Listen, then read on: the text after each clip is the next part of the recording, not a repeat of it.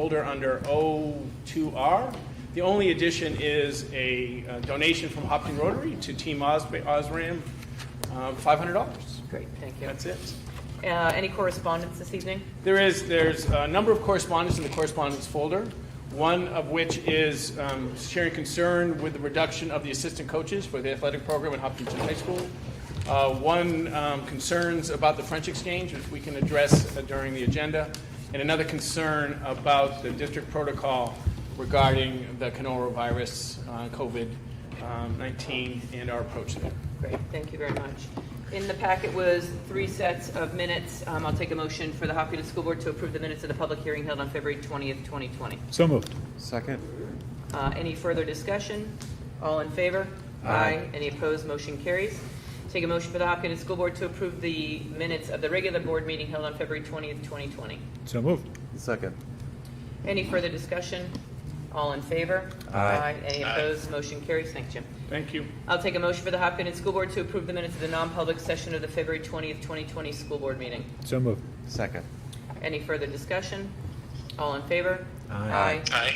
Any opposed? Motion carries. At this point, we have the first opportunity for public comment on the agenda. For those of you who wish to join us up at the microphone, we'll be back around again at the end of the meeting tonight. So thank you for joining us. Comments from the Hopkinton School Board. Ella, why don't we start down there with you tonight? I hope everyone had a good break. That's it. Yeah, thank you. Ditto. Not really. Great. Norm? Okay. Got a couple things. Just you're gonna probably get mad at me for talking for a little bit, but that's okay. You have 3 minutes. 3 minutes, yeah. Isn't it too? Okay, so it's been about a year since I've been on the board, and I honestly have learned a lot in what it takes to be, a board member. And there's been some excellent situations I've learned from everyone here, but I have to say that it's been probably the best experience of my life to be able to serve for this district. As a parent, as a school board member, for the first year, I have to say thank you to, this board and to, our leadership and our principals and Steve Chamberlain. I've learned a lot from all of you, and I wanted to say thank you to all of you. At this time, we're at the finish line where we got through our budget. And, next week we have an election where potentially we are, faced with potential 2 to 3 new board members on this board for next year. We are going to be up with new, how are we doing on time? You're doing great. Okay, all right. Yep. Where we're going to be having some new obstacles next year, which I'm really excited, but it's important for me to now look at and reflect on this board. Liz, you taught me a lot.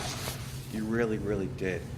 I can't thank you enough for making me a better board member, a better parent, and just understanding what it takes to be a school board member. And when I moved here 13 years ago, you were here. 12 years on the board. You attracted me to this district by making what was best for the kids. Before I was on the board, as you know, I coached a lot, and part of my thing, Liz, is I like to show appreciation to people who were part of a team that made things successful for me. And tonight, I wanted to give you a little something from me to you, showing you how much appreciation you brought into my life and into this district. I'm not kidding. So this is a little something I got for you. Stopwatch? Yeah, yes. So I got this for you. This Well, that's not kind. little Well, something thank for you. your leadership and for your care. I appreciate that. Thank you. And I just want to say, you taught me a lot, and I hope Thank you you. realize that this Thank was you. a long. This wasn't your marathon. This was your ultra. It was at least So- and then some. And then some. No, thank you for your kind words. I Thank you. appreciate And it. please, there's So- some food I here. saw food. I Yeah, was there's like- food and cookies and. Well, thank you. I appreciate the kind words.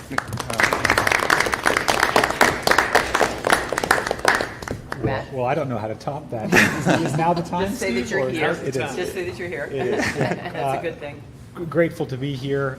Grateful for the community to have other folks join as well. This could be my last meeting too, so I won't say it as elegantly as Norm did, but this community does not understand how good they have it with the administration in this district. You all care more than any. I've worked in schools for a long time, and I can feel the love that you bring to your job, and so I appreciate all that you do. And I recognize that the community doesn't always appreciate you, and so thank you for sticking through that. A special thanks to Steve. It's been a really fun 3 years. This is a very rewarding opportunity for me, and I'm grateful. But finally, Liz, as you wrap up your 12th year with the district, Steve got you a little something. Oh, boy. It's a little bigger than Norm's. Sorry, I just. Running out all day. But for, Thank you. That's awesome. for 12 years of service to this community, for all of the long nights, the 11:30 phone calls, 4:45 this morning. the 4:45 phone calls, doing what you do without children in the district is a true representation of your character. Didn't you hear I enrolled Leo in kindergarten, though? But truly, and I hope that we'll celebrate you a little Thank bit you. on I Saturday appreciate as well. that. For but- those of you guys who haven't seen this is beautiful. Thank you. I really do. I really do appreciate this. And I do remember this picture being taken. I know. How many years ago now? When was that? 2008? No, 10? 5 years ago, maybe? Yeah. It's beautiful. Thank you. I appreciate it. And I'm actually going to save my comments for the district meeting. How's that sound? But Jim, I'll give you an opportunity to provide your board comments tonight. Well, thanks Liz and Steve and everybody for allowing me to participate on the phone. And I guess I'll just continue the piling on love fest of you, Liz. And just, 12 years is a long time to be on a board. And you've just handled the leadership of this board extremely well. My 2 years on the board have been great. You've been a mentor and a guide, and I just want to say thank you on behalf of me, but thank you on behalf of the district and the town for all the time, effort, and attention that you put into both being on the board, but then being the board chair, which isn't an easy job. And so I just want to extend my thanks. And also, I know he's not there tonight, but I also want to thank Billy for coming back and for stepping up and for helping the board in the time when we needed it, and for helping to lead through a lot of really challenging conversations, and for taking the reins on the budget committee. He did a fantastic job, and we owe him a debt of gratitude, I think, for coming back. And so I just want to make sure that's noted as well. So thank you. Yeah. No, Jim, thank you. I appreciate that too, and we'll make sure that he gets word of that appreciation as well. And I want to thank everyone too. I mean, thank you for the kind words. Thank you for the remembrances of time on the board. I've always been a firm believer it takes a village. In this case, it takes two. And I've always believed that two villages which make up one town make this such a unique place, and a place that I have come to know as our community. When I say our, I mean our family's community.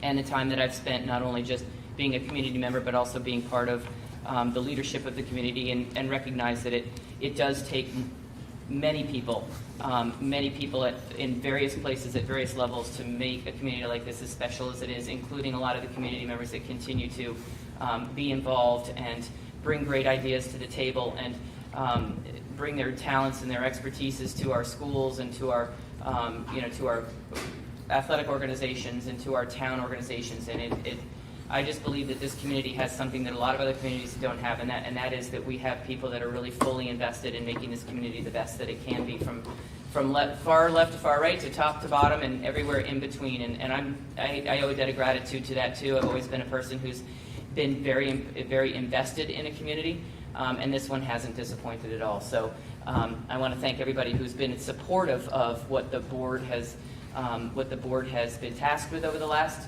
10 to 12 years. We've been through a lot of changes. We've also done a lot of really amazing things. And as I started as I wrote the piece for the town report, and then started my my report for next weekend.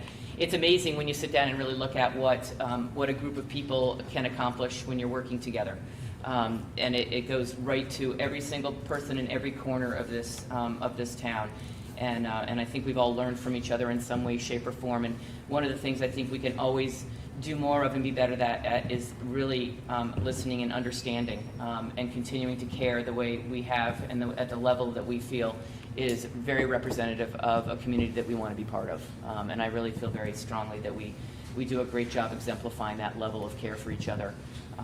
No matter what we may be going through. So anyway, so thank you, and I appreciate that, and looking forward to the meeting next Saturday where we all come together and we really join as a group to share with the rest of the community what the school district is doing and get a budget approved that will continue to bring excellence to our schools in this community and deliver the kind of education that I know everyone not only expects but really wishes our children to have. So thank you everybody for being part of this journey that we are on. So Do you ever shed a tear? no, No? No shot. No, you do sometimes? That was 4:30 this morning. We're both crying. yes, exactly. So at this point, I'd like to pass it over to presentation and staff report, Steve. Sure, and it's pretty fitting. So I won't, because I can tell Liz has had enough. So I won't pile on too much. The only couple things that I'll personally add is that Liz was part of the board that hired me as superintendent. And it's the last remaining member of the board from that original 5 that hired me 11 years ago. It was interesting. Back then, 11 years ago, we had a 57-word mission that nobody knew, and the Magnificent Seven was a Western. It wasn't about our expectations and what we believe all kids should enjoy and experience. It has been the professional journey of my life to have someone support the mission of care as much as you have, and I will forever be grateful. But so some of our foundation work is this mission of care, but it's also this notion of magnificent instruction, believing every single day, every student deserves magnificence. And we have 7 steps to magnificent. And the second step is one of the ways is create a visible curriculum, to be deliberate and purposeful, and be thoughtful and make sure we know what every student wants to know and be able to do. We want second grade to know what first grade, we want third grade, we want the parents, we want the students. We want everybody to know, and hopefully we will leverage all that knowledge into increased student learning. This has been a long project. The last board meeting, Bill Jones said, "Get that thing done, Steve," if you remember. So because of Bill and because of Tara and because of Matt and Matt Krogman and the Curriculum Council and support from the board, we are making progress. And so what we're going to just show you tonight is a sample of our curriculum that will be published. But just a couple of guiding principles to this work. We all know, and I think I've made it clear as a superintendent, we do not have one person dedicated to the curriculum instruction and assessment of our students. It is a part of everyone around this table's job, a little bit more of Bill's, Matt's, and Tara's. But because of that, because it is a village that is doing this, we have a varying degree of tightness. I'm very proud of this work. I know it's a work in progress. We try to honor teachers who are doing major revisions and aren't ready to put it up in this form. We want to honor teachers that, for various reasons, had to take leave, and of course, their content area may be a little bit behind. With no judgment, with all support, but we feel it's important to display and begin this work. And with the hope of the contract, one of the things I'm really happy about in the contract that's going next week is we are going to in a calendar, we'll have 4 afternoons, 2 hours to keep this work going, which we think is a better form. So soon, and I know it's very hard for the board, so in the folder is a link if you want to look at it on your devices. But this is a link to the Hopkinton School District Visible Curriculum. And this is an opening letter from Bill. And this will be a link on the site, and probably Monday, if the board would like. And I do want to be clear, there's a varying degree of tightness on this. That doesn't mean we're not proud of it, but there is a varying degree of work. So unit calendars. So there's a whole from advanced algebra to adventure ed to aerospace engineering. You click, and that is our curriculum in advanced algebra for the year from August to June. You can click on the unit, and you get competencies, standards that we believe, and so on, essential questions. So as you click, you will see some boxes filled more than others in full transparency. But a couple of foundation principles in our curriculum work is we believe that our work comes from standards. That doesn't mean we blindly adopt standards, but we use standards as that reference tool. We believe that like medical standards and legal standards and education standards. So we use those as foundation documents. We have license to adjust those standards based on our experience for our kids. We believe that curriculum is developed as a group. We believe that collaboration is best, and even if you're a singleton, we want other people to have influence on your curriculum. We don't believe that one person developing their own curriculum for their own class in isolation is best practice. We believe in checks and balances. We believe in the whole is greater than sum of its parts. And so we believe in committee work develops curriculum. Now, one of the things is, and I want to be clear, we don't believe, well, I'm saying we, I'll just speak for myself. I don't believe that this work is something you can just say, here, I'll give you 50 grand, develop our curriculum. So I believe it's very essential that process is equally as important as outcome. Because the process, when we get buy-in and we get teachers participating, we increase the opportunity of actual implementation. And we did try this with the board support. We hired someone to do some work for us. A piece of that work ended up in isolation that was never adopted and never embraced, never emboldened by our education community. So though it's a long process, and though it might be frustrating at times, process is important. The time we spend collaboratively, teachers working together, engaging and adopting and sharing, we increase implementation. Our nightmare is, and what Bill and Matt and Tara and the leadership team, our nightmare is that this becomes euphemistically the old curriculum notebook that gets done. This has to be easily accessible, it has to be revisable, and it has to be implementable. And you do that when you do this in teams and groups and honor the process. And not by saying, here, Bill, this summer, 2 months, sequester yourself, write this darn thing, we'll present it to the board, look good. That's not best practice. Process is equally as important. So we are on this journey. This is more visible. As I said a month ago, I know more about what's going on in certain settings than I've ever known as a superintendent of schools because it's there. And so this is progress. This is a varied amount of intensity and tightness, but we are making progress and we'll continue it. And Liz, this started with you years ago, but this is magnificent, number 2 of Magnificent 7. We're close. And when we get to board reports, I'll talk a little bit about the next stage of work in the district. Bill, in front of everyone, thank you for your leadership and your work on this. Tara and Matt, thank them.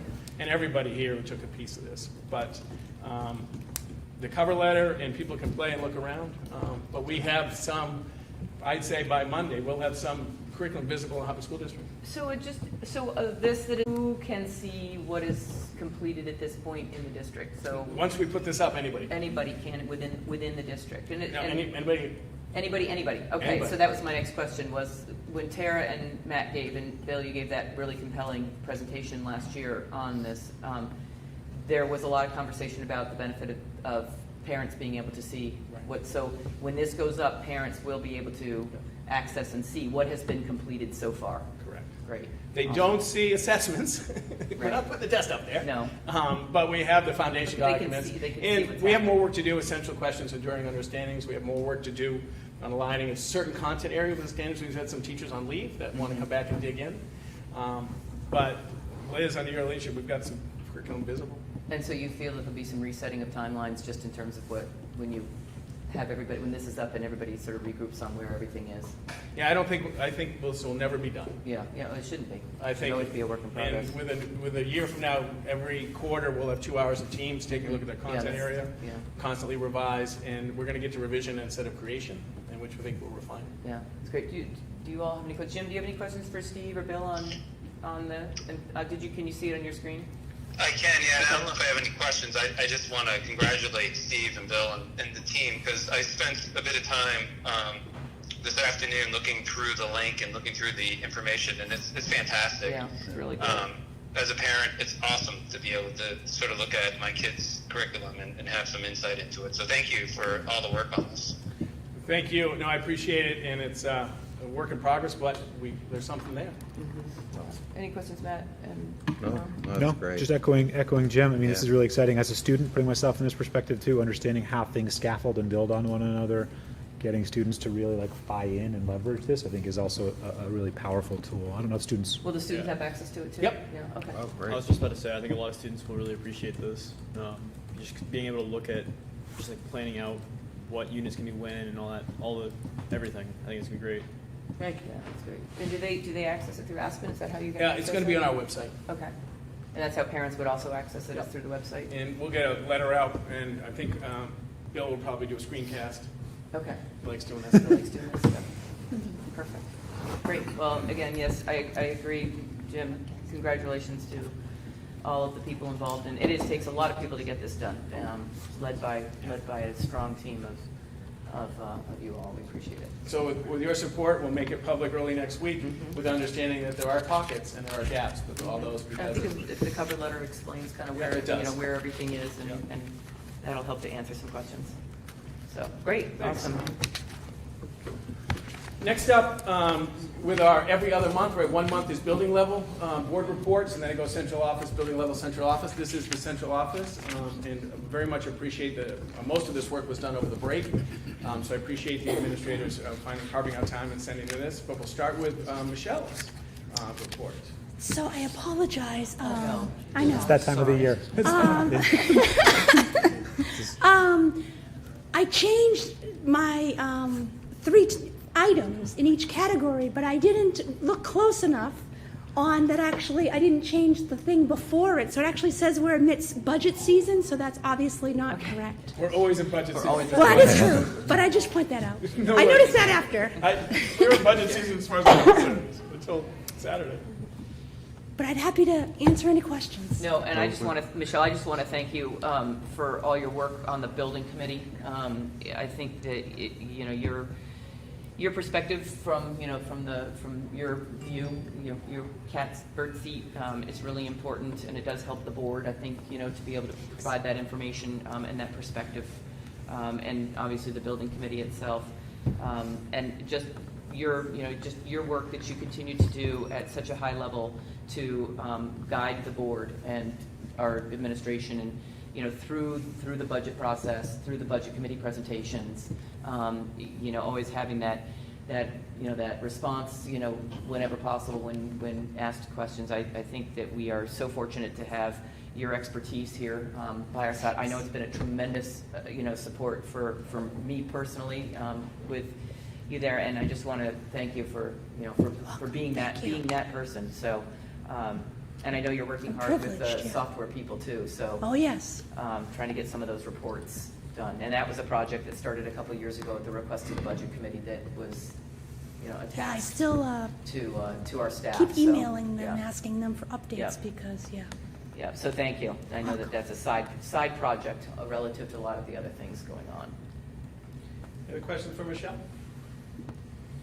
Get better, please. Oh, I will. Yes. Yeah. Up next, Becky Forrestall, Director of Student Services. Questions for Becky? Next, happy to answer any questions. So I have a quick question. Becky, thank you for the report. I'm just curious if you could walk us through, I guess, a little bit more detail or what you know about the Medicaid to schools and where the legislation is and how that's looking. Sure. So there is a bill that's currently hoping to be signed in the next, as soon as the governor can get to it, that will allow for specifically school psychologists to become licensed by the Board of Psychology in an expedited fashion between now and the end of June. So what that would mean specific for that is that those people that we have on staff, for us it's only one person specifically, but they would be able to bill for some of the services that have happened this year. People going forward for all the different boards, so the Board of Mental Health, the Board of Psychology, Speech and Language, OT, they all have to they have to go into rulemaking now to come up with their own criteria for those people to become licensed as opposed to credentialed through the DOE, and that is going to take some time. But some of these changes that have gone into effect will allow certain people who were not able to provide services that were billable to now be billable people. There's still some questions about the ordering of the services. We had a stakeholders meeting earlier this week where there were still not quite a lot of answers, but Michelle and Steve and I and my admin assistant did meet with our billing company to talk about some avenues that we might be able to move forward on to recoup some of the revenue from this year, probably going back, I think by the time everything is said and done, about 6 months from when that's approved. So for us, that will probably be from December on, potentially. We're trying to look at where our biggest revenues come from and start with those particular situations first and work backwards from there. But it is not a blanket approval to recoup all of the revenues that have been lost, and it's not a retroactive back to the old rules situation. There's still new rules, and but it will allow us to recoup some of that money, I think, for this year. That's great. Thank you. I appreciate the answer. You're welcome. And as soon as Michelle and I have some idea of estimating some of that, we will certainly let the board know. It's just a little early for that piece. Thanks. Any other questions for Becky? Just a comment. I have told you too. I really appreciated what you added to the administration in this district, and so I haven't seen you since you announced. Wish you best of luck. Thank you. For the report, I love reading about the training that the team went to on how to integrate, how to think about special education students in the gen ed. I'm curious how that will proceed. It's something we've been working on sort of over the course of the year, but I think, even when you've been doing this job for a long time, often those of us that are in the field, when you're writing the individual education plans, we sometimes forget that we're not writing them for ourselves, that we're pretty, well-versed in all of the lingo and how things play out in the classroom versus other situations, but sometimes we forget that the people who are really the receivers of the IP are the general ed classroom teachers, not the parents necessarily, not even the special educators, but the general ed classroom teachers, that's what that portable document really is for, even though there are a lot of other things that go along with that. So trying to sort of come back to this idea of describing how a student's disability really affects them in the general education curriculum and their access to that, because that really is the core of special ed, and describing how that plays out in a day-to-day basis and how that may interface with what's happening in the classroom is really a key important part of what that document is for. So we're still working on that. It's easy to think about it when you do it all day long, but I think it's not always as clear on the other side of it in terms of how it really does affect students. And it's also an eligibility conversation about, we do have people in this world who have disabilities that are documented, that are in our buildings as adults or students. They don't always have a significant impact or an effect on their ability to function in the classroom. Sometimes they do, but not always. So sort of that conversation to try to come back around to that. That's great. Very good work. Thanks. Thank you, Becky. Thank you. You're welcome. Mr. Matt Stone, Technology Director. Sure. Obviously at this time of year, we're mainly focusing on supporting what's going on in classrooms on a day-to-day basis, but tried to take a look back. Obviously, the data privacy piece is a big ongoing project. Been fortunate to make a lot of progress over the course of the year and tried to update you on that. And then, obviously, just the streaming was a fun piece to look back on and see. It's interesting. A few of those meetings seem to be very, very popular for reasons that 656. a few of them, but certainly glad to see that people are taking advantage of that resource. Makes me want to go back and look at what was so big on the 17th. They did. What was it? Nothing. Well, it wasn't that exciting because Nothing was- they didn't watch for very long. Yes. But I'm more curious. 650. What was like? It's nothing exciting in October. Did you do a joke or The something? November 21st They must have only been was on the a first safety 5 minutes meeting. of them. January 2nd was the budget meeting. First one in September. I think I was wearing a suit. That might have been it. I wonder what our net promoter score was for each of these, so we could add that in. But other than that, happy. Questions for Matt? No. No, I think the streaming thing has become part of our bi-weekly culture now, and something that I think it's interesting to look at the trends of certain streaming opportunities that are available to us now. So thank you for spearheading all of that effort.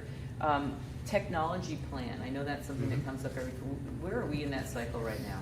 So the legal need for a technology plan essentially has gone away. The core of that was to receive E-rate funding in the past. We had to have that approved every 3 years.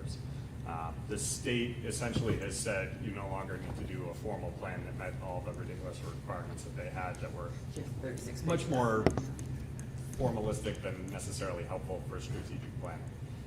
So we have essentially gone through an internal process of, coming up with a strategic budgeting plan. Unfortunately, due to some issues over the past few years, we've essentially had to rewrite it every year. So some of that is going into the CIP, is looking at sort of those long-term pieces, trying to make that a little more visible to the community in the same way that we look at our other capital expenses. So Steve and Michelle and I looked quite recently at potentially adding some of those pieces into the CIP so that those would be stated very clearly as to when some of our larger pieces need to be replaced. The reason I ask is that I know it was a huge piece of work that had to be done by Yes. you every 3 years. And I know it always came to the board for just for review, if you will. I always found that really helpful to understand really what was sort of strategically going on for technology. So maybe with the installation of the new board, Steve, you guys should work together to continue to present to the board informationally what that looks like, even outside the budget, just in terms of what we're doing with technology in the district. I found it just helpful to know kind of what the time frame was for various things, what was being discussed at a higher level that we needed to pursue as, in terms of priorities, and just have our eye to be able to, so the board can also have the ability to be able to, make decisions and support what might need to happen technologically in the district, and make that part of their conversation as well when it comes time, not just during the budget. I think that's one of the things I don't want it to get lost in the budget. I guess that's my comment, you guys. I didn't have it get lost, and that's why that technology report was always just sort of a guiding document, even just as a reference. It's great feedback. Not to make you have to do that kind of work. I remember looking at it, it was like Happy to. 50 pages long of question and answers. So anyway, just on the technology piece. Well, on the bright side, because so much of the 50 pages was really just checking off all the boxes the state we had to, if it is more of a strategic document, then it would be a little more concise. Hopefully. Yeah, but I like the idea of it being maybe a supplement to the CIP. It's a good idea. Don't want to lose our eyes on the prize on that one. Anything else for Matt? Okay, it was a privilege to submit a report this month. I don't know if there's any questions. A staff member grabbed me and said there were some questions about my credentials and my stuff in the community. So yes, I am a certified superintendent, just so you know. Liz is one of my big supporters. Steve, how's that PhD coming? So as I talked about in the opening this year, my word this year of choice to support the theme was urgency on the PhD, among other things. And I know my wife doesn't watch this, but she would like this PhD to be over for this experience too. But I appreciate that, as I said in the report, having a daughter with her license and having February break helped a little bit, so we made some progress recently. But and that has been the educational endeavor of my life. So if there are any questions about that or my credentials or anything else in the report, I'm happy to answer them. Just an acknowledgement, the community sometimes benefits from you not working on your PhD. For example, seeing you and your daughter at basketball games on nights and weekends and things like that. So appreciate your taking a break every now and again. Well, this board has always been supportive in terms of, working to encourage Steve to continue that PhD work. We know how important it is to you. We've always felt that it's an important, it's important to the community, but it's really more important to you, I think personally. And I think that, obviously we want to be able to continue to support the ability to carve out that time to be able to continue to do it. I don't think anyone can sit here and say that you're, off fishing. Only on Superzinski Day. Only on Superzinski Day, exactly. Fishing instead of working on your PhD or doing school district work. And I would often say that you probably defer to doing school district work over doing some of these personal things that need to also sort of be on that priority list. So the new board will I'm sure, continue to provide tremendous amounts of support to allow you, because we don't want Heather calling them and start getting letters up. Would you help him get this thing done? Stop making him do this other stuff in his off time.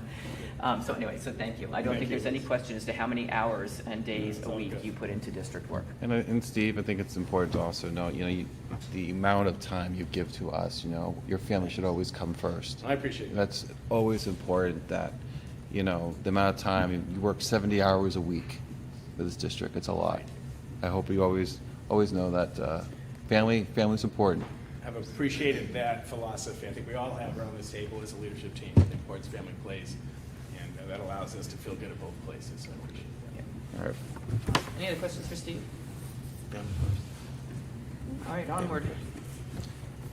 So items for board discussion and talking with Liz earlier in the week, just to put the COVID-19 coronavirus on, just a summary, a little bit of where we are, where the journey was. If you want, I can just go through the timeline a little bit.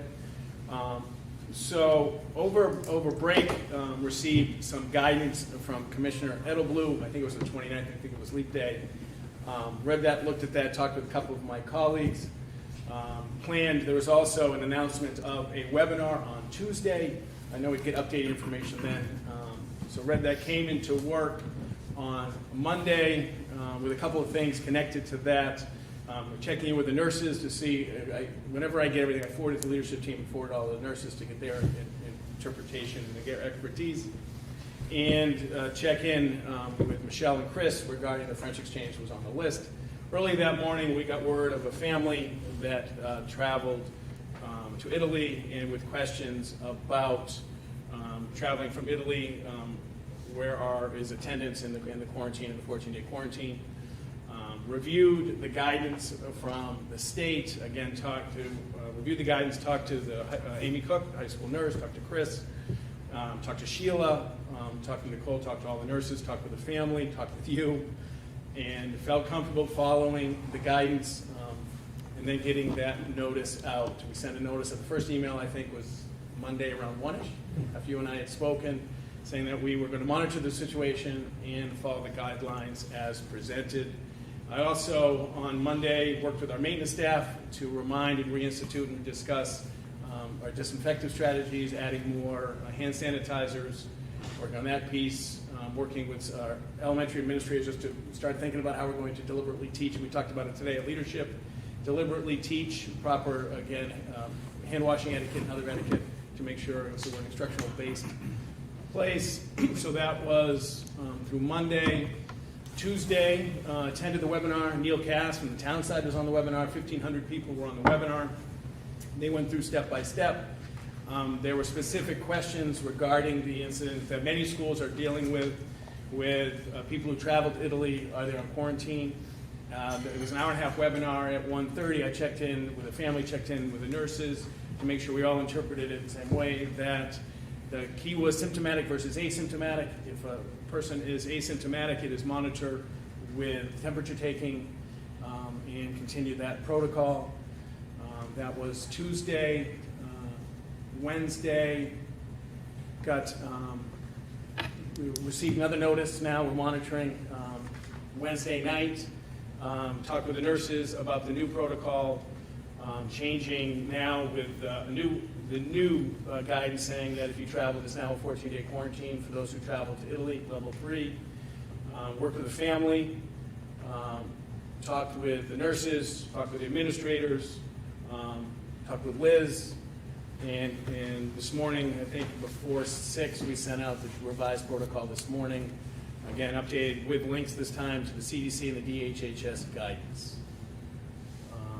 Then actually Monday morning, Michelle, right? Monday morning, you and I met on the bench, and Chris, Michelle and I met at the high school.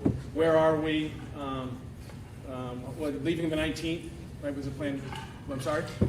18th, sorry. So we had a little bit of time, we felt, to have this play out. Let's monitor the situation where we are. In the meantime, a lot of people sent information about travel, about businesses, non-essential travel being eliminated. So Monday at 8 we spoke. Michelle and I emailed back and forth. Tuesday, Wednesday, we met this morning. Just taking a look at all the information that we've collected. Michelle got resources. She communicated with the travel agent. She communicated with the home place.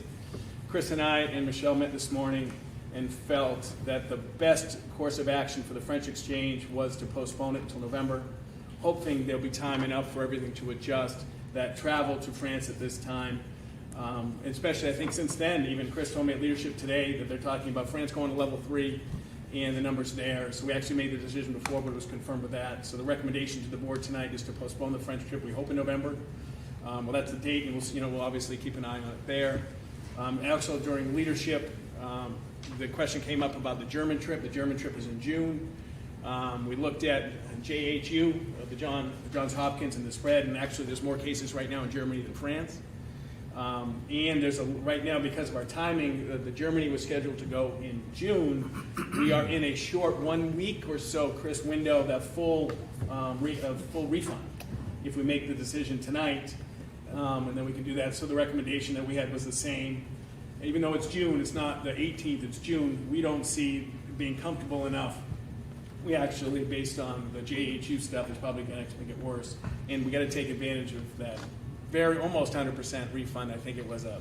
So everything except their initial deposit. So overall, that's pretty good news. $350. Right. So in that case, I think that's the recommendation of the leadership team for me as your superintendent is we postpone the travel and we don't do the June. Right now, it's just too financially advantageous right now, just because we don't know what's going to happen in June. And anybody can kick me if I missed a step. I have communicated with other districts. One of the questions that has come up and we're looking for guidance on is siblings of people who travel. I did speak with Kearsarge. They were, I think, one of the first schools. They had a school trip. They did not. The siblings of people who went on that school trip are attending schools in the Kearsarge School District. I think Amy saw another school district, though, that was. We have, in my time here, we've been committed to following guidance as much as we can and staying on it, believing that that is the most consistent and adhere to experts in the field. And we're certainly monitoring it daily. The way it's been going, I wouldn't be surprised if it changes because this changed. We had the webinar at 12 o'clock, and I think I got the email 11 o'clock, 10 o'clock the next morning. So the webinar reinforced the same, and within 16 hours, the guidance had changed. Thank you. I just want to clarify one thing. For those people who are being streamed in, Michelle Cottonmore is the Michelle that Steve is speaking of and to. She's back there. Michelle Clark. That's like been through. Yes, so just so everybody who's watching us knows, Michelle Cottonmore from our World Languages Department is here with us and is here to discuss and help us with the decision regarding the French trip. So just so people who are listening or can't see on the stream into the audience.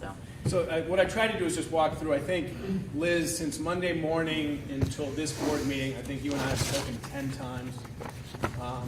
I think I've spoken with the nurses a total of 13 times. Administrators, we met for a couple hours. So I try to be as collaborative and as communicative with. I'm trying to do what's best. And I think I try to walk step by step. If I missed anything, let me know. I'd just like to add that there was an interesting show on NHPR this morning on the Exchange that was with Dr. Benjamin Chan, the state epidemiologist, and Dr. Elizabeth Talbot, of infectious disease specialist up at Dartmouth-Hitchcock. It might be helpful for us to put that link on the website in the area that has this information. I think it's a great thing to listen to for the community as a whole. I learned a lot in the time that I listened to it. Just in general, it spoke about every aspect of this as it relates to communities as a whole. They did the webinar. They did the webinar. So there's a lot of good information, and I think that just to answer a lot of people's questions that they may have, getting information and news from various sources right now, including social media that may or may not be fully accurate or may or may not be timely. The program that they did this morning was very comprehensive, and they also took questions from people who emailed in this morning. So sort of real-time stuff that was addressed this morning. But I think that would be a good idea to just put it up with our thing so people can find it easily instead of having to wade through the NHPR website. Well, there's two things you wanted me to just mention. So for students who are, and Jim, you can chime in if you're, the students who are quarantined, we do have homework protocols, catch-up work, and protocols in place that actually missing school for a couple of weeks is not an unusual thing for us. So that is in place. All our schools' nurses work with administration and teachers to provide as much information as we can. So that infrastructure protocol is in place. The other piece is, Liz asked that what would happen if we did have a test. Well, so our nurses are required to report that information to DHHS, and we'd get guidance on that. A sample protocol could be if we had found COVID-19 in one of our schools, to close for a day or two, work with Michelle and the staff, and and do a deep clean. And I think that's what some schools have announced, a couple of day closure and deep clean. But the state would provide support and direct us, at least at this stage, if it becomes rampant. We are always instructed to contact DHA and work with them. And it's like when we had all the flu, we report flus, we report all this. And Monday morning, when I called Amy and we talked about it, as soon as she was on, she called DHHS to confirm the protocol was in place about siblings and families who travel. So we contacted she contacted that number, and I worked with it. So we would report it and we'd follow state guidance, but the expectation would be similar to closing school for a day or two, however long Michelle and the maintenance staff felt we could get a deep cleaning. And we've increased our high-touch area cleaning as we do during the season, where we reinforce that. Any questions for Steve I on do. this particular item? Just one question to start. So today was the first day for the policy you sent, not policy, but the email you sent out to the parents. So is it 14 days from today, or is it from the travel arrival back? The day that they arrived back in the United States is my understanding. So it would not be the 19th they come back? So, and then we can work with the families about, and if they have different guidance, but there's a question of when you leave Italy versus if you went from Italy to, a country without it, or Italy right to here. But right now, the guidance says 14 days after arrival in the United States. Back in the United States. Yeah, that's my understanding too. Yeah. I have a couple questions. First, I appreciate the note, and I'm glad to hear that we've made that decision and we're kind of moving forward on that. I do think, though, generally, this is probably something that we should err on the side of caution always, and I think you do generally, but from what I'm hearing from folks in the community, we could set precedent here, and folks would feel very happy, and I know you know that. I'm curious what we're thinking in terms of domestic travel, even, because we've got, I see on tonight we're talking about a trip for our robotics team, and I'm wondering if the CDC has provided any guidance around domestic travel or large group meetings or anything like that we should. No, we've had preliminary discussions as a district, but I have not seen any recommendations about travel, like the trip tonight from here to Massachusetts. Yeah. And I have not heard, for right now, as we know, we had a state championship semifinal at Keene last night. There's tonight, New Hampshire right now has 40 or 50 state championship games going on right now, and I haven't heard any indication of not holding those meetings. Yeah. One thing people, and I don't want to, but those are voluntary meetings that people can, it's assumption of risk. If you're not comfortable going, those you don't have. The school's different, right? The school, we have a compelling law about mandatory attendance, but if you're not comfortable going to the Hopkinton Falls Mountain Girls game at Keene State, make that wonderful drive that Chris talked about today, you can certainly avoid that. And the same, Bill and I had preliminary discussions about the famous spaghetti dinner, which is close quarters. That's a close quarters school. We will be, the nurses are great, and I'm okay, but they monitor everything. And if recommendations come that we really shouldn't have close quarter events, then we'll adjust. But I have not seen any guidance about that, and we're holding lots of events in the country right now, in this country, because it's state championship season. And I think we have to remember too. I mean, and that's why that piece on NHPR this morning with Dr. Chaman was incredibly helpful to listen to, because they are evolving as quickly as they can with their recommendations, which we are then evolving as quickly as we can. So with that, there are lots of situations out there that I've heard of where private organizations are making decisions, companies are making decisions whether or not to send employees to certain conferences. There's no limitation right now or recommendation to not travel domestically unless you're going into an area such as the Northwest of the United States, where there are diagnosed cases of it. So with that, I think that I have to believe that something such as First Robotics is looking very carefully at their planning of their events, and whether they're going to have them and what recommendations they would make to their teams, to the teams that would be coming to something like that. And we will follow and we will monitor our movement with that as well. I would just say, I don't know that we want to wait for, and I'm not saying that you're saying this, but we don't want to wait for First to not host the event. like Southern New Hampshire, we're already talking about not holding commencement this year. We are actually canceling domestic travel for employees. We are asking for any international visitors to the university, we're asking them to not come. And so I just think, as long as those are within our, like on our radar, things that we are exploring and talking about, which it sounds like they are, that's just my. Yeah, No, I appreciate we're looking it. at every single one, every single sort of And I- situation Yeah. that we And have in front of us. And to be honest, I did not give a lot of thought to the Bridgewater experience driving down to Bridgewater. And I don't know I don't know if it is worth talking about canceling. I see like they're staying overnight at the Best Western. Right. I mean, Yeah. I saw that. Could be clean, I don't know, but it's just something to consider, that's all. So is there any districts right now that are including siblings? My understanding, Is there any other, because, I mean, there's nothing wrong with being first. no. There's nothing wrong with us saying, hey, let's make this be aware of the situation and set precedents. I No, mean, it's- we don't know how the evolving's going to happen. No, it's up to the board. You know, there's We nothing- have looked and tried to be following guidelines from organizations. But yes, other districts can choose to do, there are many times where other districts choose certain things that we don't. I mean, you were saying, is there other districts that have included siblings? My kids go to Concord, so we got correspondence from the superintendent there that a confirmed case would lead to the quarantine of that student and their sibling. If it's confirmed, and that's If what they it's said this confirmed. morning on, that's what Dr. Chan said this morning too. Yes, But not travel. but not travel. Not the travel. Yeah.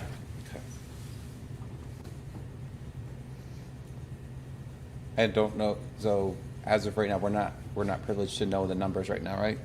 Of what? Current, no? Students have been asked to go home? No? Yeah, I mean, I think our focus tonight, Norm, really Yeah, is I'm on just the curious. French trip. right. It's what we have in front of us where we have to make significant decisions that have a financial impact on our families.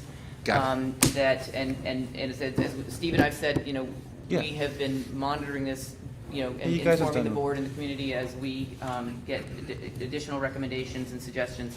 Certainly, we received a lot of community feedback on various perspectives, which we greatly appreciate, and we're taking into consideration every step of the way here.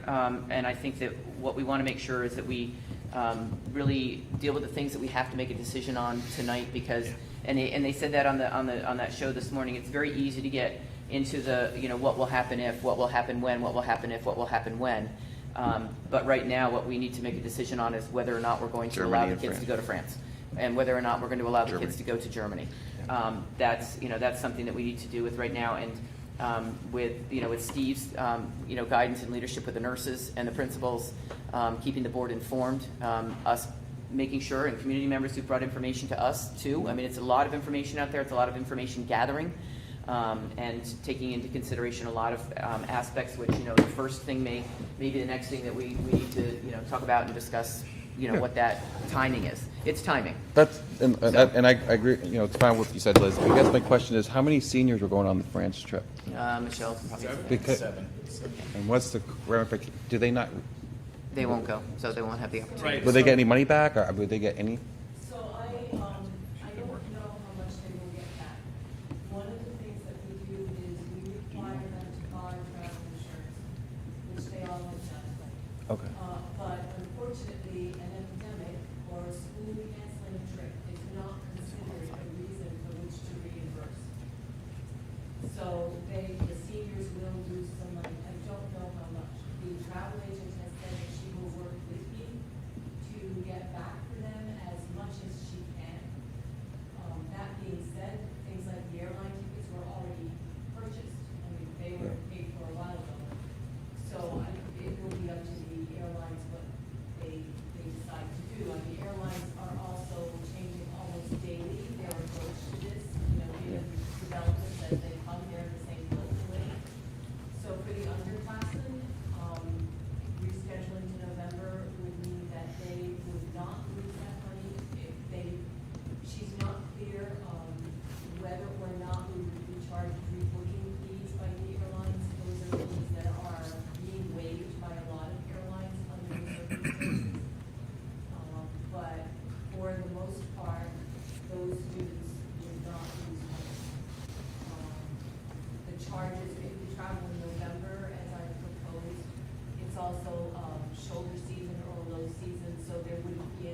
surcharges, you know, if we were to travel in the summer, there would probably be surcharges because things are more expensive in the summer.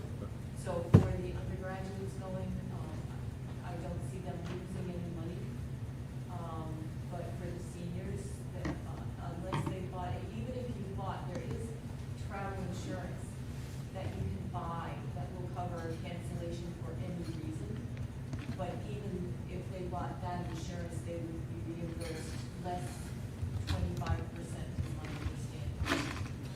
So, and they buy their own travel insurance. So the part that we look for when we ask them to buy travel insurance is the medical piece. And, you know, if a kid were to, I don't know, break their leg or get sick 2 weeks before the trip and have to cancel, you know, to make sure that they would be able to be reimbursed. But unfortunately, academics don't fall into that category. So and I feel very badly about the seniors. How are they responding to it? Are they? I'm sorry. I don't know if the decision is actually being made tonight. Oh, so then they would know. Got it. Okay. I'm sure they have some idea. I've Yeah. got, They're aware it's on the Michelle's got a lot of emails. I've got emails from some saying can't travel, and I've got emails from some I'm very comfortable traveling. So in this business, as you know, you and I've talked about it, it's difficult Yeah. to make everybody happy. So we'll get a dollar figure at some point potentially where we. And actually, one of the we talked about if it's possible to transfer this to a sibling who maybe could go next year. So we're going to try and be very creative on how we can serve and on a lot One of of the these things funds. that we can look at is if another student can fill one of those 7 places, that maybe, the seniors whose places are, you know, are up for grabs, so to speak. Okay. Maybe that pathway in which they would use less money. Great, thank you so All right. much. Thank you very much. Any other questions for Steve just on this, and then we'll move on to the So annual meeting. It's not an action item tonight, but it is the recommendation that we support and we do not travel to France and Europe. Correct. Yes. I just want to make sure that the consensus of the board supports that recommendation. of the It does. superintendent. Yes. So we can make that to confirm it tonight. Yeah, Just a you say yes, recommendation. we support that. Yeah, Yes, I think we just confirm it And then tonight. Yeah. Michelle will Let's inform just. people, and Chris will inform the German trip. All both trips. Okay. Yep. thank Good. you. Yep. Thank you. Great, thank you, Steve. Logistics for the meeting. So real quick, we do have vendor row is being set up. We've got a lot of people on the March meeting who would like to sell or just to talk about stuff. We like that. Bill is working with PTA, National Honor Society, for babysitting. So we're working on that. Streaming's all set. We've worked with our sound person, and so we're getting there. So we'll be in the gym.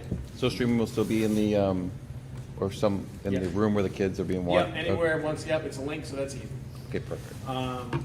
So on your dais is a draft copy of the newsletter and rack card. If you would take a look, and we would like edits, typically that goes out Monday, the Monday before the Saturday of the meeting with all the babysitting instructions and everything. If you want, there's a new page, there's a reinvigorated page, which is Kim Burgess submitted from the family of the Hopkinton Schools Foundation at the back, which I think is really nice. It actually even looks better digitally, even though it's not bad in paper. But we send it out digitally. We have these ready. During an hour vote, if we do a ballot vote, it's nice to have something positive to read about the district, so we throw these around. And we also have the rack card. The rack card is a article by article, and we would like edits. Donna would love to collect any edits. And so when we send it out on Monday and we have this on Saturday, they're clean. Great, thank you all. We'll take a look at them and get back to Donna with any comments on this especially. Yep. Okay. The last piece, just a reminder, next Wednesday, a week from yesterday, please let me know if you can't make it, but that is a board function, noon, Schlesser Senior Center. We are serving ham, mashed potatoes, fruit salad, regular salad, desserts, all that fun stuff. Do we know what we're bringing in? I will be there. You're doing one of the salads And dessert, right? and dessert. Yeah, okay. Billy, if you're out there, you've got Beans, right? Yeah, Billy. Did you look in the camera when you said that? I'm off You're the off hook. the hook. Thank you. No, you got some. You bring bread. No. I'm a baby. Oh, you got a baby. You Yeah. got a baby. Yeah, you got a baby. Remember, Baby. Maybe. Remember, it took Nope, me 6 months Mondays to it bring you came. back your salad container or something? We did. But Kate was We really did. happy to get it back. Yeah, there was great tongs that you were trying to use. Yeah. So everybody knows what they're supposed to bring? Yeah, Do we know approximately how many people? 60. 60, okay. Jim, are you out there? I'm out here. So one thing I do need some direction on, we talked about it, is under Article 1, we are going to do, we've already decided we're going to do an update on the building committee. The last 3 school district meetings, Jay Burgess had that task. I was looking at through reports. So Jim, I don't know if you want to do that or if you want Jay, but under Article 1, the board decided last time, and the building committee reinforced that we would do a 3 or 4, 5-slide update about where we are with the building project. So would you like to do that, or would you like Jay or Norm, or we serve at the pleasure? So I had planned on doing it. I don't want to volunteer anybody else. I'll take that on for now. Great. And then I'll probably work with Norm and Michelle to make sure I get it all right. Perfect. And I will let Jay know, and he will be absolutely fine with that, but thank you. So that'll be Article 1. And Norm, is there some understanding that the Budget Committee will be making a presentation on Article 1 as well? I think they're doing something before, from my understanding from the stream I watched today, they're going to be doing just a statement on the operating budget. But probably under But under Article 1? Article 1, Yeah, assume so, reports of yeah. other committees. Just a quick little Great. thing. Thank you for that clarification. That helps. Any other questions about the meeting? It starts at 9, typically 8-ish. I get there a little early. Michelle gets there really early. And we'll fire up. And Tom will be there. Tom will be there. Okay. And we have a meeting, right, we'll finalize that meeting with James and Tom. Building committee update. Norm, want to provide a quick update? Yes, I do. So we had a brief meeting on Monday, and it went well. Doug brought in some drawings for us to review of the proposed changes and potential options on all 3 schools. It was interesting to see. He also gave us a couple numbers to look at. Nothing's set in stone until we actually go out and we actually do the actual bid, but I think that it'll be interesting to review those once we get that back. Steve, you just talked about the overview presentation. I think what Jay had mentioned, I think was good. Yeah, You know, I'm sure Jay and Jim can yeah, chat. that would be perfect. I think the most important thing I thought I got out of the whole meeting, well, one of them is that Kentucky Well came out to Harold Martin. They wanted to look at what do you call it? The well and the the pump? well. And the Yep. pump? And they want to review that in order to look at potential fire suppression down the road. And they'll be coming out later on this year again, right? Yeah, but they did say that Yeah. the pump would have enough enough water to fill the cistern, which is a good thing. That means Yeah. we don't have to spend the money connecting to the public water supply, and we don't have to worry about taking too much of their water. So this is a good thing. Yeah. So I think it was really we're to the point. We looked at the numbers, and quite frankly, Liz, it's going to be a great project, and everyone's really have been working hard at it. And Jim and Michelle and everyone, thank you for all your hard work with that. So we were breaking ground in May, right? Is that what the website said? May. May. That's it. Thanks, Norm. Yep. Everybody okay? Yep, thank Some you. quick personnel items. We have a instructional assistant at Harold Martin going out on some medical leave.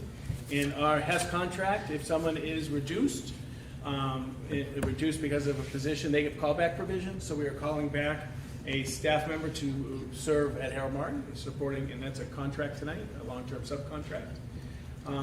Earlier this year, or very early, in the beginning of the school year, we had a staff member go on leave who had signed up for some Schedule Bs. And as we're getting closer now, we're looking at those, so we have to adjust. We had 1 junior class advisor instead of 2, so we're revising that contract tonight, so Kate gets a full contract. And we also have a student council change tonight, so we are good there. That's on the, and yep, so Frank Stetson will be getting that tonight. Those are some Schedule B cleanups because we had a staff member go out on leave. Cool beans? Yep. We did have instructional assistant at Harold Martin School, Susan Zanakis, resign to take a job in the court system. Yeah. So she's really excited about that. We will certainly miss her, but certainly understand that piece. Oh, and my regular update. Anybody want to take a guess how many kindergartners we have right now? We have 30. We're at 40. So I we're like up. 57 better. We are up since our last piece. A year ago at this time, we had 46. So we're still down in our projections. Just for those who are keeping track, it's about 52, 53-ish. We engaged the 4. Up until 52, 53, we're hanging at 3. Third grade is holding steady at 67. That's a tough one for me. At 22, 22, 23 right now, and we haven't got the St. Patrick's Day yet. So we're watching that one closely. Sixth grade as well. Sixth grade's right up there at 66. So we're watching that one closely. Total right now, Hopkinton School Districts, we are just shy of 1,000, 997. We were on October 1st. We were at 990. Questions about that? We'll keep. You're going to be bored of this, but we're going to keep updating because these numbers matter, especially as we head into contract season in Third grade, 4 really. weeks.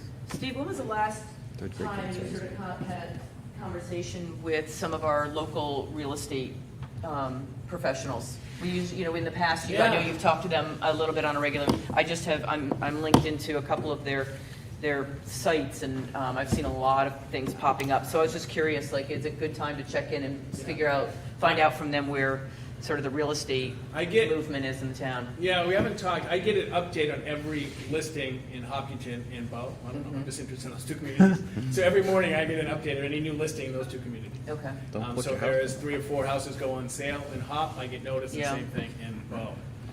And we did recently. We had and I do. A lot of people probably look at the sales.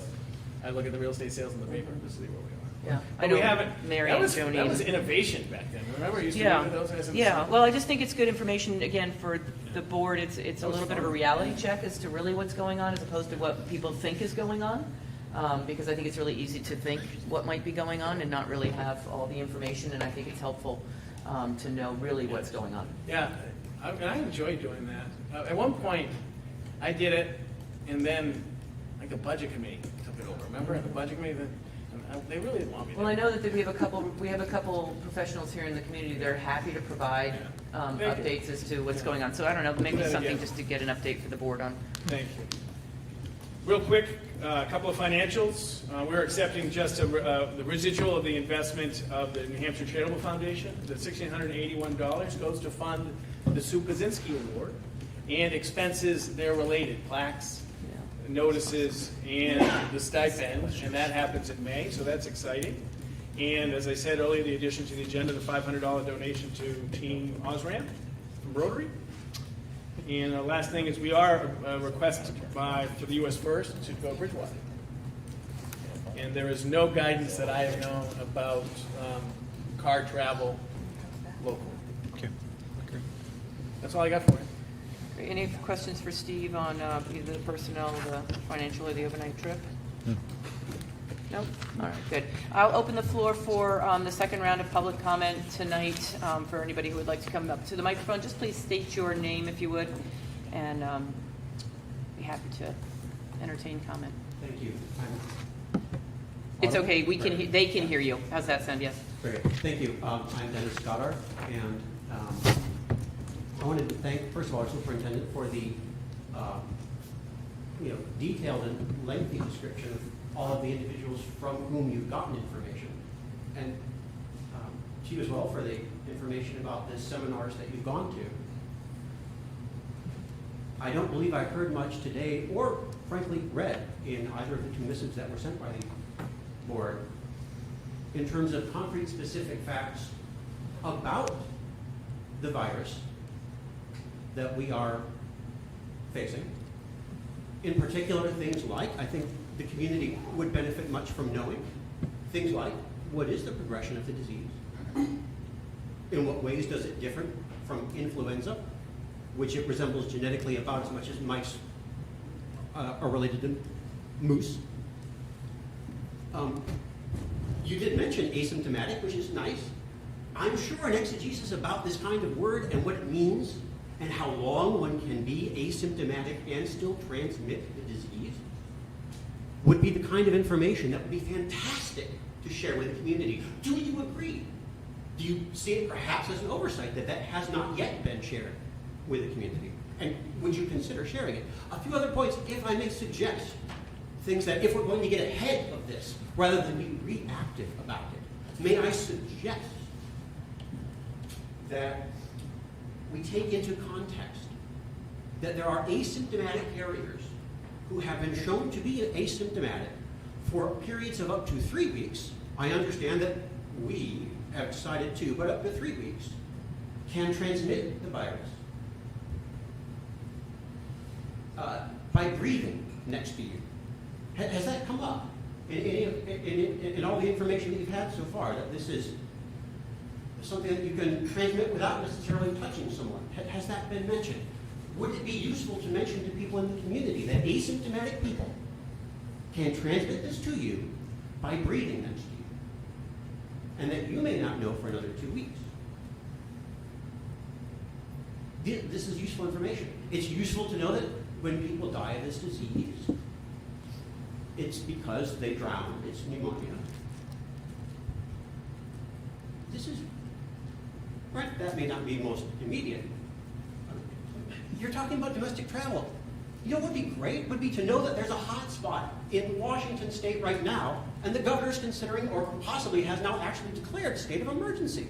Do you think it would be useful to let parents know that maybe if you've been to Washington, or your kids have been to Washington, for the love of God, waiting for a fever when you already knew that asymptomatic people can transmit this in the community?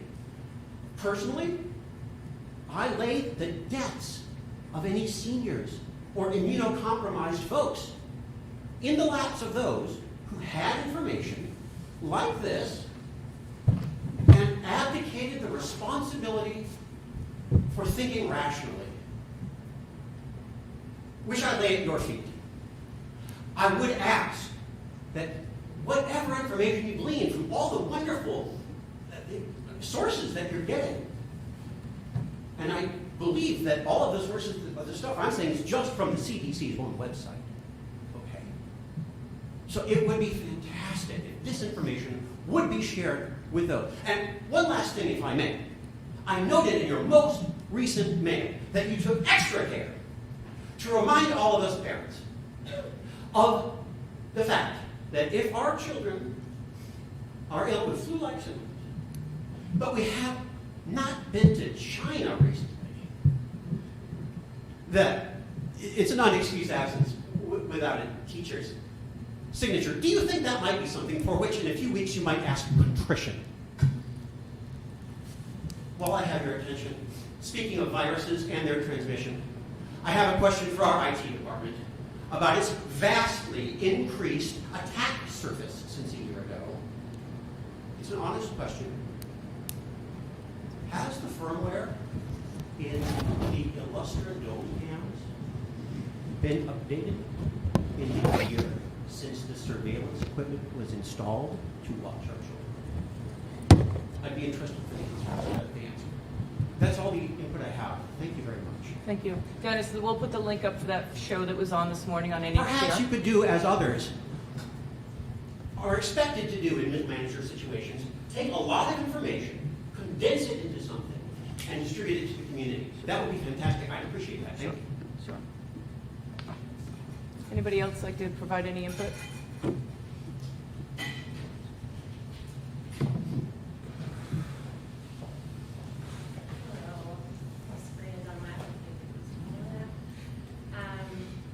I have a couple comments and then just a few questions. So I wanted to say thank you, first of all, for engaging with me via email. I'm not normally a person who reaches out to the school board much, and I appreciate you all have a lot going on. So I do sincerely thank you for responding to me the last couple days. So as anyone who read my email to you knows, we have 2 kids at Harold Martin. One is severely immunocompromised, and she is treated all the time to suppress her immune system, because if it's not suppressed, she could die. So a lot of people in the community of the disease she has homeschool, because germ control is incredibly difficult. It is terrifying every day. So the fact that we can send her to school is amazing. And sometimes when my friends are stressing about things, I say, guys, we're just happy that G can go to school. So we can send her to school in part because Harold Martin is so amazing and because the administrators there are wonderful and caring. The teachers are wonderful and caring, and they understand that we have to control what we can with our immunocompromised child. There's a lot of stuff outside of our control. And to some extent, to survive, we have to just hope for the best. We do what we can and hope for the best. So I just wanted to start there, that I recognize I have a perspective that is different and perhaps a little more concerned than your average parent when it comes to COVID-19. But I will say we depend on the reasonable and responsible actions of others for our daughter's life. And so it puts things in different perspective. You can't be selfish about healthcare when you have an immunocompromised person in your life. And so we rely on people making good decisions every single day. And so I'm still struggling with the decision to allow students to come to school starting Monday. And I will say, Liz, I listened to that NHPR piece. It was excellent. I mostly get my news from the Washington Post and Boston Globe, so I'm not reading crazy stuff online. I did reach out to our doctors at Boston Children's. I've been in close contact with them. One of them just emailed me, said your concerns are valid. We have no data on how this might impact medically complex children, which is the critical question here. So what I gather from the NHPR piece and a few other articles is that COVID-19, we know there's several coronaviruses that have been around a long time. Some are the common cold. Some are like SARS or MERS, which are much more severe but seem to be easier to control. So with COVID-19, it seems like it's not as bad as SARS and MERS, but it's worse than the flu, and it is much harder to control. And that is very scary.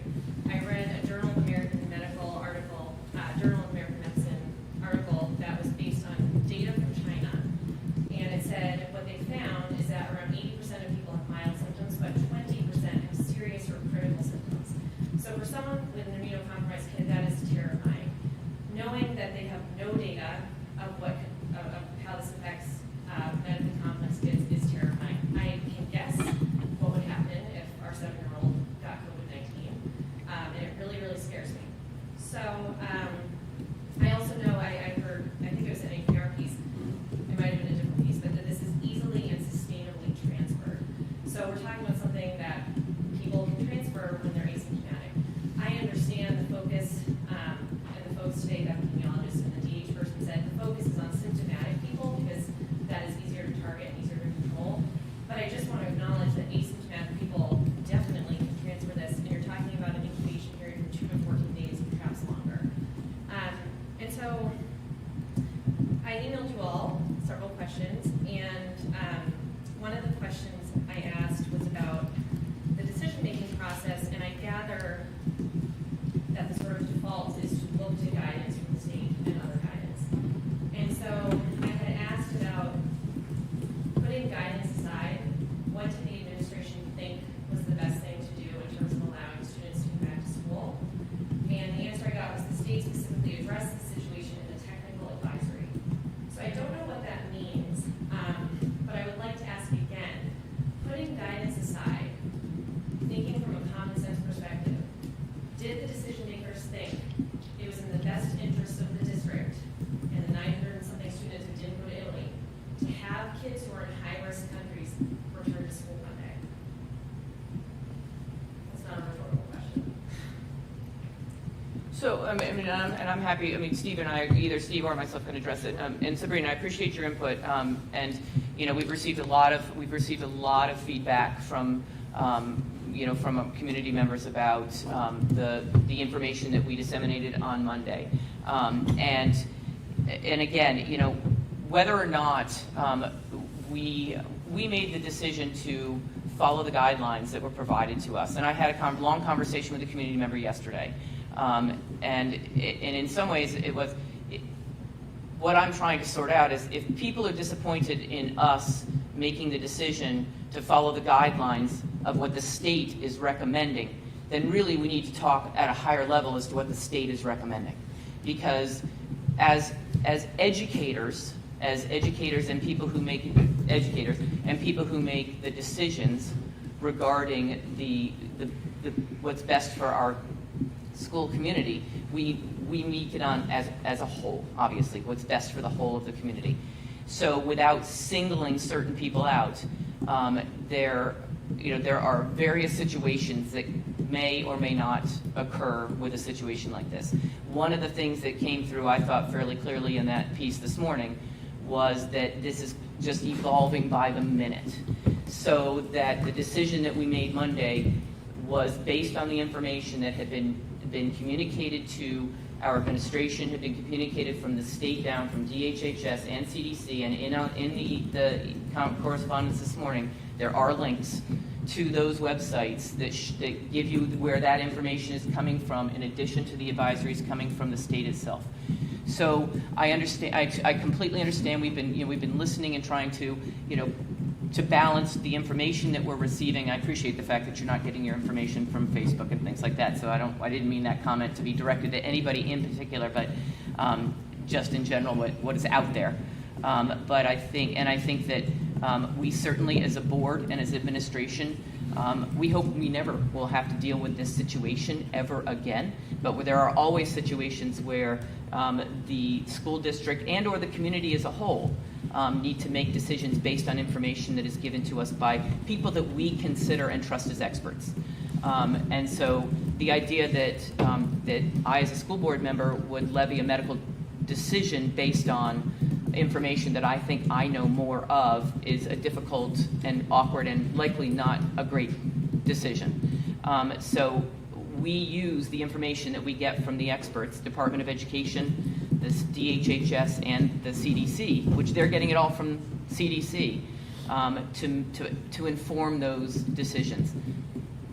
We know that there is criticism of that decision. We understand that. I still feel that the decision that we made was based on the information that we had, and we made it very clear that we would be monitoring that situation constantly as things evolve. The incident today, or the situation today with the state legislator who has been working in state business for the last 5 days and today decided to self-quarantine. These are the kinds of evolving pieces that I think everybody is very concerned as to where this may go right now. So I appreciate that. I do hope that the community trusts that the school board, our administration, and I appreciate your comments about how caring they are in the schools for our students, the increase in protocol for cleaning, the increase in resources being allocated to making sure that our students know the process, our teachers know the process, and the protocol for any situation that seems like an anomaly. The timing of everything, with the entire district being on, the entire state with the exception of a small handful of districts being on vacation last week, and people traveling all over the place, including families whose spouses travel in and out of the country all the time for business. It's a very delicate, it's a very precarious position, as they were saying this morning, that experts at all levels are monitoring by the minute, and we are trying to gather that information as quickly as possible also. So comments, criticisms, constructive advice taken. I think it will give the board something and the administration something to take into consideration. Know that we are trying to disseminate information that is accurate and advisable, and respond instead of react to situations, to do what's best. I mean, one of the things that we want to be sure is we don't create fear in the kids, create anxieties in the kids so that they don't want to go to school. That's a concern. We have, seniors who have AP exams coming. We have there's a lot at stake, and so I appreciate that, and so it's a lot of pieces to take into consideration at all levels. And as I said, I had a long conversation with a community member yesterday about it. I feel very comfortable in saying that if the community feels that we did not make the recommendation based on the information that was given to us in the process in the last week, and don't feel that those recommendations were strong enough, and wish to ask the board to support a letter to DHHS and the state and the Board of Education that we feel that they need to be more firm in their recommendations, I'm happy to support that effort. I think that's kind of where we need to go with this a little bit.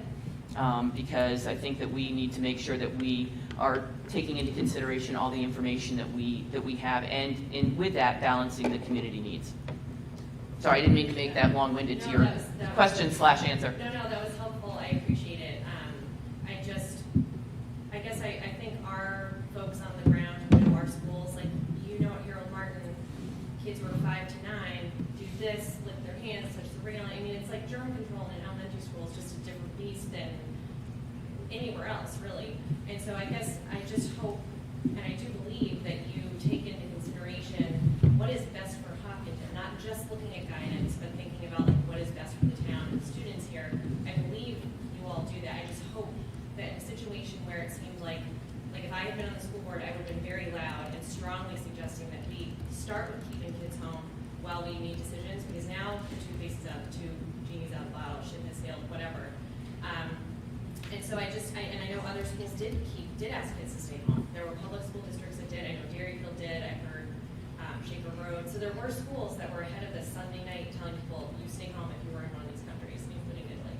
Anyway, but I agree, we should be looking forward now. And so I do have one question about sort of like the nimbleness of decisions, because my understanding is that the new directions from the CDC on Italy came out, I believe, yesterday morning. And so I'm just curious why it wasn't until this morning, super early, the email came out. So I'm hoping that we aren't waiting on Frank Edelman or whatever.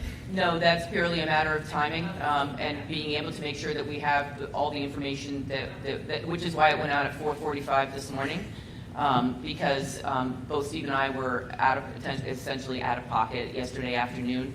I wasn't able to read the information until late last night, because I was out of the community until about 9 o'clock last night. So again, it's timeliness. We absolutely agree. The increase in that change, really, the ripple effect was started to feel today from what I was hearing. A lot of people starting to make those changes to their protocols, to their process, starting today, which is why we felt it was really important to get it out early this morning instead of wait until later today to have that disseminated to the community. As I said, we're trying to disseminate information as quickly as possible, but also confirm the information and what's being communicated to us as a administration, as a board. So thank you. No, and I appreciate the input. I'd spoken to the family in the evening. Gotcha. Okay. And so I had that piece. And then, because I was told of a reference to it, but I didn't see it because I was on the road for a while.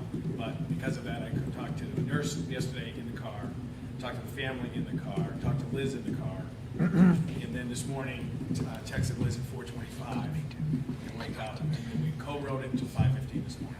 Gotcha. Well, thank you for that explanation. I have one suggestion, if I may. I saw Bill this morning. I was picking up paperwork for one of my kids, and I commented that it's interesting to me that it's taking a potential pandemic for people to pay attention to hand hygiene and not showing up places sick. So I think it's we've been doing this for 7 years in excessive hand hygiene and things like that. And I do think it's a good teachable moment, especially at Harold Martin, to remind parents that if your kid has a fever and you give them Advil or Tylenol, do not send them to school. They have to be fever-free without fever reducers for 24 hours or they're still contagious. And it's even worse when you mask it because then people don't know they're sick. And I'm not saying that necessarily happens, but I think it does. And I think it's adults too. And so I think it's a good chance to put something out there that's around fevers, around hand hygiene, coughing into your elbow, not coughing into your hand, things like that. I think this is a chance to get it out there to people. This should be something we should be doing. You're absolutely right. You're absolutely right, Sabrina. Thank you. Well, thank you. Thank you. Yes. Hopefully. And that was a good PSA. Thank you. Yes. Okay. Thank you.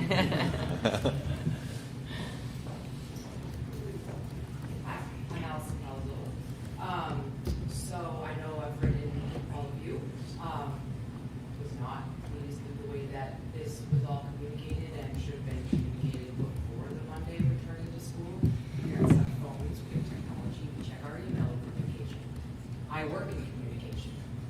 Clear and early communication is key, especially when a crisis is potential. I still feel as though the communication has not been super clear, and I find it interesting that all of these articles are being cited. Because when I spoke with you, Steve, it didn't seem like you had read much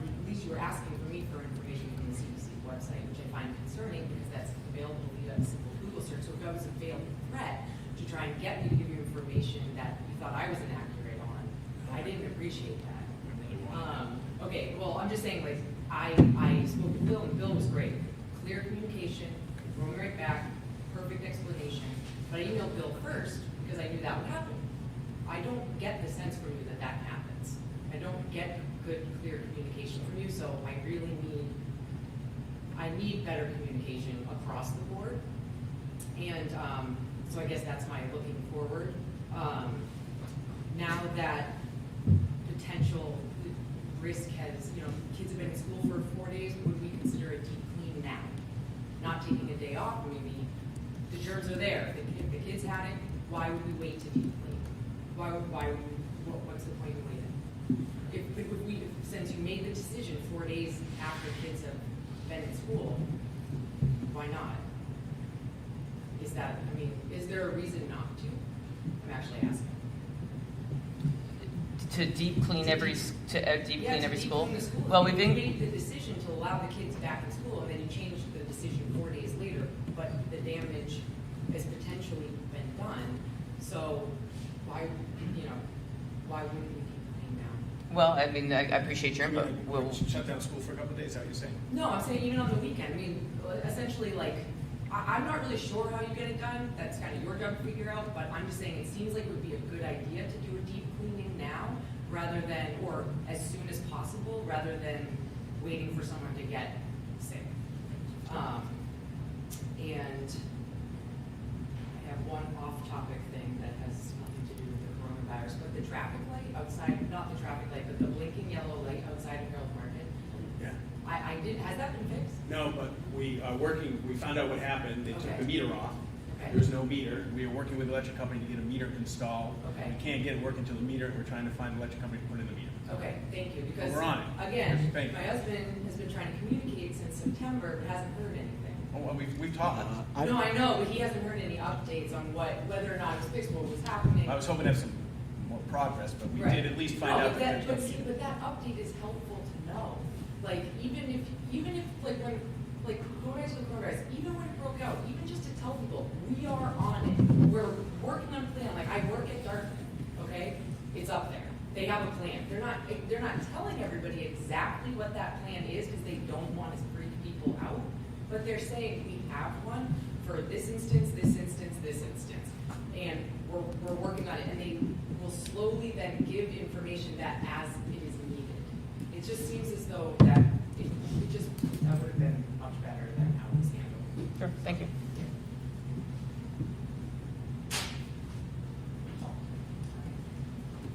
My name is Ariana Harder, and I'm a nurse. I also work at Dartmouth, and I sent an email last night over concerns that there were children that were flown, came home from Italy to the U.S. and been in quarantine for 14 days before returning to the school. What was alarming to me was working in the hospital, there was a number of notifications to the nursing staff to keep us aware of the updates, and so I was very confused that it was Wednesday and these children still hadn't been asked to go home. So aside from that, I think there's been a lot of feedback from the community and confusion, and I completely agree with what you're saying in terms of approaching possibly the state of clarity, because I think there is a ton of information coming out, and as a nurse who's worked in public health for at least 7 years and worked at Dartmouth and then a number of satellite clinics and primary care and specialty clinics, people get inundated with information. So, yeah, I don't really understand what's going on at the state level, and in many ways I'm just focused on the CDC at this point because the situation is global in many ways. So I think one of my suggestions, I just kind of want to move to a place of being constructive, because I think that might be a good direction, is possibly, I think what she had mentioned working at Dartmouth is that it's been really reassuring to the Dartmouth community to know that there's a plan in place. And so, as she had mentioned, we don't necessarily get a clear plan, but as employees who also have had the first 2 positive cases in the state, one of which who had recently returned from Italy, who did not follow isolation precautions, and so infected another another person who also tested positive, we are getting emails every 1 to 2 days. I think that's asking too much, to possibly, to update the community, once or twice a day. In medicine, we are on the forefront in some ways, but I understand as parents, these are our children, and they've also potentially been exposed. So that's really unsettling. But I think if we could know of a plan, that could be moving forward. If someone's reaching out, that if one of these children does test positive, what's the plan? I just think that a lot of community members would feel reassured and confident in their leadership regarding the matter. So that's maybe some constructive, something to think about if it hasn't already been talked about already. Okay. And then the next thing is that you had also mentioned you're getting a lot of information. You're trying to stick it with just this is the state. They told us. They said the kids can go to school. I was shocked. Like on the 29th, I was aware of what do they quarantine?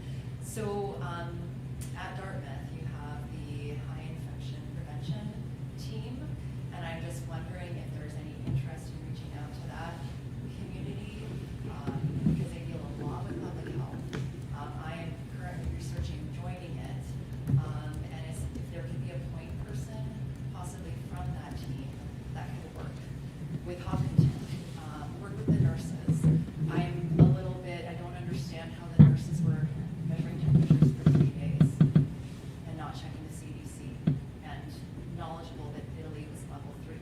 I don't understand that piece. Again, we're past it now, but I'm just wondering if that could be a possibility. I would be more than willing to offer to, help either be that point person of, information or, Sure, if you can forward that information to us, just copy Steve and myself, that'd be great. That'd be great. So that's. Yeah, thank you, appreciate it. Thank you. Thank you very much. Appreciate it.